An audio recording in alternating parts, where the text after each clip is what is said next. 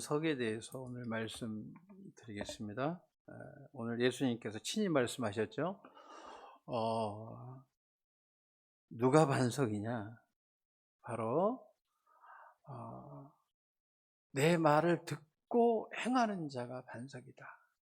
우리는 듣기만 합니다. 요즘 한국 교회가. 그런데 하나님은요, 듣고 행할 때 놀라운 축복을 허락해 주시는 것을 보게 됩니다. 가령 이제 제가 가끔 목회자들하고 그런 이야기 할 때가 있어요. 십계명을 이제 제가 지킨 이유가 좀 있어요. 뭐냐면 어느 날 제가 회개를 막 하는데 내 마음에 감동이 와요. 성령께서 감동을 주셔요. 저에게 주시는 거예요. 얘야, 네. 회개는 그렇게 주먹구구식으로 하는 것이 아니다. 어떻게 합니까? 할 때에 말씀이 기준이 되어야 된다. 그래서 어디에다가 기준을 잡아야 됩니까? 할 때에 십계명에다가 잡아라. 그래서 왜 그렇습니까? 회개의 궁극적인 목적은 계명을 이루기 위해서다. 그러니까 이 십계명을 잘 이해를 해야 하나님 사랑이 무엇인지를 알고, 우리가 하나님을 마음과 목숨과 뜻을 다해 사랑하는데 그 기준이 바로 십계명에 있고, 내 이웃을 내 몸과 같이 사랑하는 것에 대한 기준이 십계명에 있다. 그래서 궁극적인 목적은 사랑을 이루기 위함인데, 계명을 이루기 위함인데, 그냥 마구잡이로 회개하지 마라. 그래서 십계명을 가지고 회개를 하는데, 제가 이 목회하면서 놀라운 것 하나 발견하는 게 뭐냐면, 십계명에 집중할수록 놀라운 사실은 교인들이 막 집을 많이 사요. 그런데 제가 좀 독하게 이야기하자면, 이 강단의 말씀이 우스우면 그런 결과가 없더라고요. 예. 그러니까 여러분, 이제 제가 비록 연약할지라도 저의 말을 듣지 말고 하나님 말씀을 귀하게 여기셔서 내가 저 말을 듣고 들어야지, 행해야지, 이런 집은 하나님이 묘하게 집들을 꼭 사게 하시더라고요. 그래서 나는 이제 목회자들에게 그 이야기를 지난번에 집회 가서도 간증으로 했던 때가 있었어요. 여러분, 하나님 말씀은 들으면 별로 의미가 없어요. 들었어요? 행할 때 하나님께서 30배, 60배, 100배의 결실을 맺게 하시는 거예요. 그래서 우리 애들에게도 항상 이 부분에 대해서 아주 제가 교육을 얘기 때부터 가르치죠. 여러분, 하나님 말씀은 살아 운동력이 있습니다. 그래서 영과 혼과 골수까지 쪼개고 남음이 있어요. 저도 비록 부족하지만 하나님 말씀을 지키기 위해서 몸부림칠 때에 하나님께서 말씀의 역사를 이루어 주시는 것을 보게 됩니다. 그러니까 같이 들어도 이것을 듣고 행하는 사람은 복이 되지만, 듣고 그냥 두면 의미가 없더라는 거예요. 이건 나만 안타까운 것이 아니라 하나님께서도 안타까워하시는 거예요. 기도하다 보면 나도 안타깝다, 이런 마음을 성령께서 주셔요.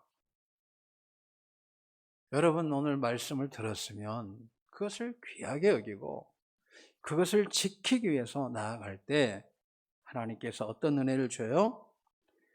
우리에게 반석 위에 하나님의 교회를 세우시죠. 교회는 유형의 교회가 있고 무형의 교회가 있어요. 자, 우리가 지금 앉아있는 이 예배 초소는 유형의 교회입니다. 그러나 무형의 교회는 바로 여러분입니다. 그러니까 우리 인생도 결국은 말씀 위에 세울 때에 반석 같은 인생이 되게 하신다는 거예요. 여러분, 이 교회는, 그러니까 이제 중국 공산당이 이제 공산화 시키면서 교회를 이제 그 성경책을 다 가져다가 마을마다 교회 있는 마을마다 이 공동체 그 중앙에 세워놓고 성경책을 다 태웠어요. 아주 다 태웠습니다. 한 권 남김없이 막 그렇게 태웠어요. 그런데요, 2002년 좀 넘어가면서 중국의 지하교회 성도들 대충 추정해 보니까 1억 명 가까이 되더라. 여러분, 북한에도 지금도 지하교회가 있습니다. 지금도 하나님의 백성들이 있습니다. 교회는 무너지지 않습니다. 교회는 무너질 수가 없습니다. 로마가 망해도 교회는 남았습니다. 일본이 망해도 교회가 남았습니다. 소련이 망해도 교회는 남았습니다. 여러분, 우리 주님의 십자가의 교회는 결코 망하지 않습니다. 그 말씀은 절대 음부의 권세가 이길 수가 없습니다.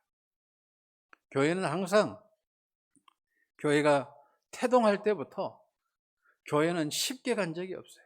수많은 난관에 부딪혔고 그 난관 가운데 패한 적이 없고 지금까지도 하나님 말씀은 우리에게 전해지고 있다는 이 사실을 잊지 않길 원합니다. 우리가 전해받았어요. 우리 교회 가만히 있습니까? 저희도 신학교 세워서 지금 전하고 있잖아요. 지금 우리 학교 출신들이 지금 목회 얼마나 잘하는지 몰라요. 최근에 저희 지금 선교회에서 또 교회 하나 세웠어요. 결코 하나님은 쉬지 않습니다. 계속해서 하나님 나라는 확장되어 가고 있습니다. 그런데 누구를 통해서? 반석과 같은 우리 귀한 성도들을 통해서 하나님 나라가 확장된다는 사실이에요. 말씀을 들었습니까? 행하시길 주님의 이름으로 축원합니다. 우리가 살면서 우리가 이 반석 위에 집을 세워야 되는 이유가 있어요. 뭐냐면 우리 인생은 반드시 폭풍을 만납니다.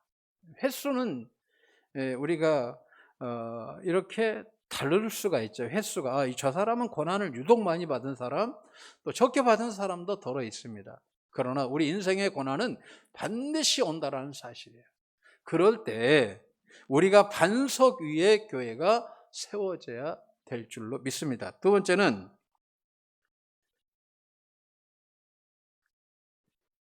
우리가 집을 지을 때 튼튼하게 지어야 돼요. 집을 허술하게 지으면 안 됩니다. 여러분, 반석 위에 집을 지은 것하고 모래 위에 지은 집하고는 전혀 다릅니다. 제가 예전에 필리핀 이렇게 선교 가보니까 지금도 그런 집이 있어요. 보니까 양철판 하나에 산성각 나무로 집틀을 짜고 양철판을 붙여놓은 거예요. 나는 왜 저렇게 사람들이 태풍이 불면 많이 죽나? 또 집이 없는 사람들은 바닷가에다가 집을 지어요. 땅이 없으니까. 그러면 태풍 불면 무너지면 다시 짓는 거예요. 거기에서 사역하고 계시는 우리 교단 선교사님들이 계시거든요. 그래서 이제 마닐라 공항 이렇게 오다 보면 보여요, 바닷가에. 근데 늘 다시 짓는다는 거죠. 우리 인생이 그렇게 집을 지어서는 안 되기 때문에, 오늘 우리가 반석 위에다가 지어야 되기 때문에 오늘 주님께서 이 말씀을 우리에게 주신 줄로 믿습니다. 그리고 인생이요, 항상 잘 될 수도 있지만 잘못되었을 때 피할 수 있어야 되거든요. 오늘 창수가 난다는 거예요. 홍수가 나가지고 흙탕물로 그냥 가득 채워지잖아요. 그런데 우리 인생이 잘못 갈 수도 있고 잘못될 수 있을 때 회복을 해야 되는데, 회복할 수 있는 길, 빠르게 회복할 수 있는 길은 내가 말씀을 듣고 행하는 사람이, 하나님께서 그에게 이와 같은 은혜를 주신다는 거죠. 교회가 뭡니까? 오늘 이건 이제 지금 본문의 말씀은 이제 교회론으로 우리가 신학적으로 이렇게 설명을 합니다. 교회, 에클레시아, 밖으로 불러내다. 세상에서 불러내셨고, 그리고 마귀에서 불러내가지고 하나님 자녀 삼으신 거예요. 하나님께서 하나님 자녀 삼으신 거예요. 여러분, 하나님 반드시 여러분들에게 큰 축복을 주실 줄로 믿습니다. 이번 이제 하나님께서 우리 교회에 엄청난 은혜를 이제 앞으로 열어 주실 줄로 믿어요. 그때 오늘 이후로부터 내가 지금 축복의 사람임을 잊지 말고 넘치는 은혜를 받아 누리시길 주님의 이름으로 축원합니다. 하나님은 영적인 이 은혜 안에는 반드시 은혜와 축복이 더불어서 오더라고요. 제가 목회는 짧습니다. 한 20년 약간 넘는데 목회하면서 늘 보는 것은 바로 그런 거예요. 제 주변에 기자들이 많이 있잖아요. 그분들이 믿음의 사람들을 취재하면서 깨달은 게 바로 이 부분이에요. 하나님 말씀을 존귀하게 여기면 하나님이 반드시 자녀들에게, 가정에 넘치는 축복을 주시더라는 거예요. 그래서 저도 그래요. 뭐 지금 늦을 수 있고, 얘들 저도 키워보니까 빠른 애 있고 늦는 데 있어요. 걱정 안 해요. 하나님 살아계시다. 하나님과 함께만 하면 하나님이 반드시 역사하신다. 여러분, 오늘 하나님, 살아계신 하나님이 여러분의 하나님임을 잊지 않길 주님의 이름으로 축원합니다. 여러분, 하나님께서 택하신 백성이에요. 제사장 나라 삼으신 거예요. 왕 같은 제사장이에요. 여러분은 하나님께서 자녀 삼으신 존재예요. 우리는 이미 하나님의 엄청난 은혜의 장의 지금 중심에 와 있는 거예요. 이것을 여러분의 것으로 만드는 귀한 심령 되길 원합니다. 본문의 배경은 우리가 잘 아는 거죠. 예수님께서 이제 공생의 이제 막바지를 향해서 가고 있어요. 그래서 제자들에게 하루는 묻잖아요. 야, 사람들이 나를 누구라 하느냐? 뭐 이렇게 선지자라고도 합니다. 뭐 이렇게 그들이 경험했던 것 안에서 이야기를 하죠. 그때 너희는 나를 누구라고 하느냐 할 때에 제자들이 말을 못해요. 그때 베드로가 고백하죠. 주는 그리스도시요 살아계신 하나님의 아들이십니다. 그러니까 교회는 반석 위에 세우는 거예요. 베드로 위에 세우는 게 아니에요. 여러분 인생은 어디 위에 세우냐면 예수님 위에 세워야 돼요. 우리가 예수님 위에 교회를 세워야지 예수님 밖에서 교회를 세우는 거예요. 내 인생을 자꾸 예수님 밖에서 세우다 보니까 문제가 생기는 거예요. 내 인생을 말씀 위에다가 자꾸 세우고 예수 그리스도 위에다가 세워야 되는데 예수님 밖에다가 자꾸 나의 인생을 자꾸 세우려고 하니까 문제가 되는 거예요. 예수님은, 우리는 교회라는 거예요. 특별한 존재예요. 하나님께서 그냥 일반적인 생명이 아니라 교회로서 예수가 머리가 되시고 예수님과 연합되어 있고 예수님과 하나 되어 있고 예수님의 피값이 있고 성령님이 내주하시고 십자가의 복음이 함께하는 그러한 존재라는 거예요. 그런데요, 우리가 이런 존재인데 우리가 모래 위에다가 자꾸 내 인생을 세우려고 해요. 오늘 주님은 인생은 반석 위에 세우는 것이다. 주는 그리스도이십니다. 아멘. 이 말은 예수님이 나의 인생의 뭐다? 주인이시다. 주인이시다. 우리 인생의 주인이 누구시냐? 바로 주님이시다. 내 인생의 주인이 누구예요? 주님이신 거예요. 주님. 여러분 인생의 주인 누굽니까? 시편 144편 시편 기자는 2절에 여호와는 나의 뭐다고요? 반석이라고 고백하고 있어요. 피난처고 요새고 산성이고.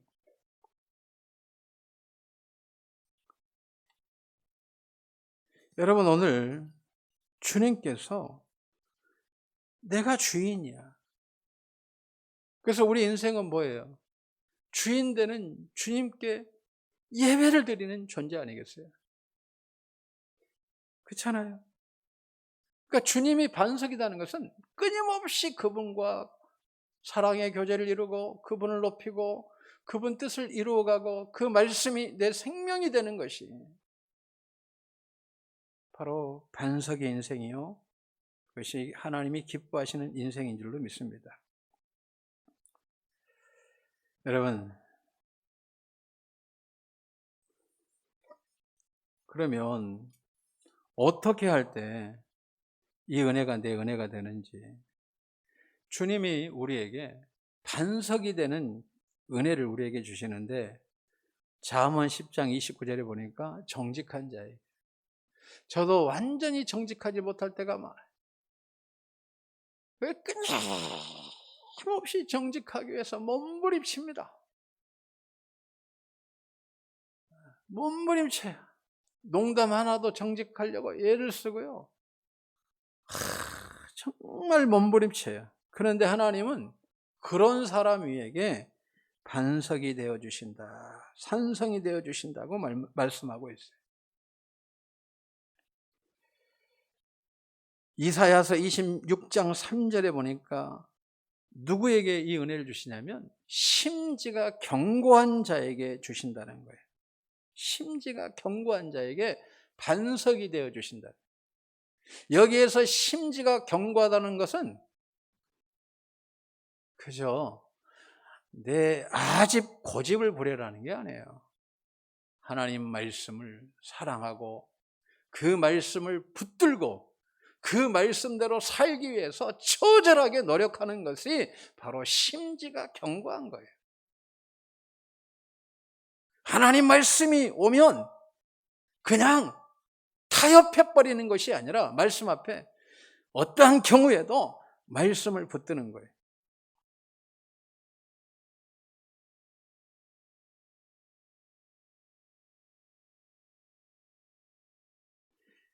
그런 경우가 참 많아요.